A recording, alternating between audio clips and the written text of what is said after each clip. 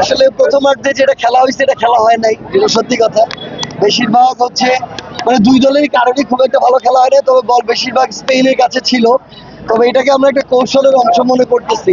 Last 3-4 match যেভাবে Argentina দেখি, প্রথম 70 মিনিট আর্জেন্টিনা তেমন একটা খেলে না, এনার্জিও নষ্ট করে না।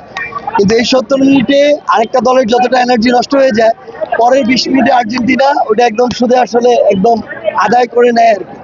তো আমরা এটা আশা করতেছি যে এখানে যেভাবে ডিফেন্সিভ বা হালকা অ্যাটাকিং মুডে খেলাটা চলতেছে, হয়তো শেষ মুহূর্তে হয় মেসি এরকম সুযোগ বের করে একটা গোল করে এটাকে উইনের দিকে নিয়ে যাবে, অথবা স্পেন যদি আরেকটা দেয় পরবর্তীতে আরেকটা হবে। আর মেসিকে যদি সবাই মিলে আটকায় তাহলে মেসি অ্যাসিস্ট করবে। গত 2 ম্যাচে যেটা হয়েছিল 5 গোল হয়েছে, কোনোটাই মেসি করে নাই। এইরকম একটা ঘটনা দেখতে পাবো, মেসির অ্যাসিস্টে যে কেউ গোল করতে পারে। তবে দিন শেষে আমরা আশা করতেছি অন্তত 1 গোলের ব্যবধানে আমরা আজকে চ্যাম্পিয়ন হয়ে 4 স্টার নিয়ে বাড়ি ফিরবো ইনশাআল্লাহ।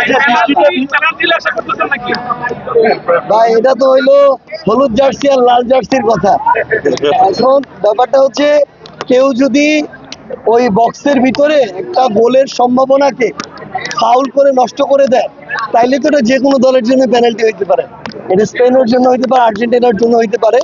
তো আমরা এটা আশা করতেছি আর কি, শেষ সেকেন্ড হাফে আমরা অনেক ভালো একটা খেলা প্রত্যাশা করি, প্রচুর অ্যাটাকিং হবে।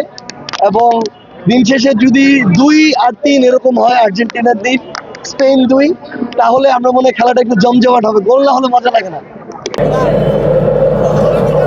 What a sight that is, and how much response. And of course that he hasn't all. That's good run by McAllister, nicked back by. Feel they've got to be a bit more aggressive to nick the ball off Spain, because Towards Oyarzabal.